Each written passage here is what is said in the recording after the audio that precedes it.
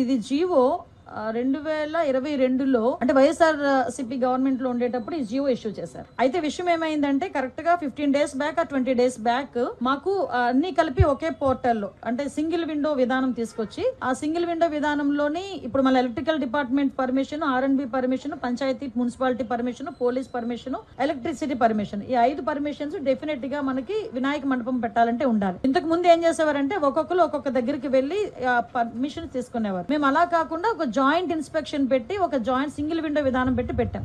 అయితే ఆ రోజు ఏం చేశారంటే ఇదే జీవోని నాకు డిపార్ట్మెంట్ వాళ్ళు తీసుకొచ్చి ఇచ్చారు.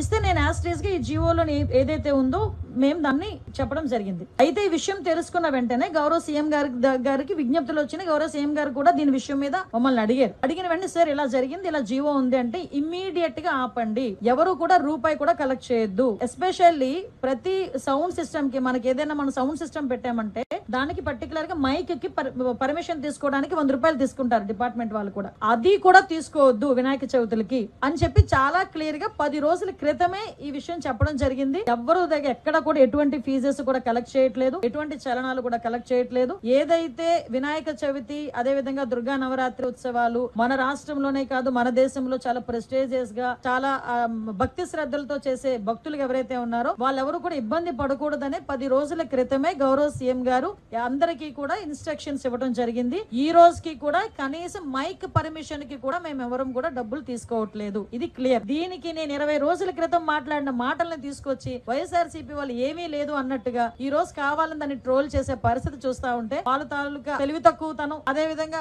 వాళ్ళు బురద జల్లే కార్యక్రమాల్లో వాళ్ళకి టైమ్ సిచ్యువేషన్ అలాంటివి ఏం అవసరం లేదన్న సంగతి కూడా చాలా క్లియర్ గా అర్థమవుతుంది. ఇది క్లియర్ గా ప్రజలందరికీ కూడా అర్థం కావాలి కాబట్టి చెప్తున్నా. ఇది ఆల్రెడీ 2022లో ఇచ్చిన జీవో. ఆ రోజు ఆ జీవోని కూడా పక్కన పెట్టి ఎట్టి పరిస్థితుల్లో ఎవరికి కూడా అది కలెక్ట్ చేయొద్దు అని చెప్పారు. ఎవరు కూడా అక్కడ కలెక్ట్ చేయట్లేదు. ప్రతి ఒక్క చోట కూడా వినాయక ఉత్సవాలు అంగరంగ వైభవంగా జరుగుతున్నాయి. ప్రజలు ఎవరు కూడా ఇబ్బంది పడట్లేదు.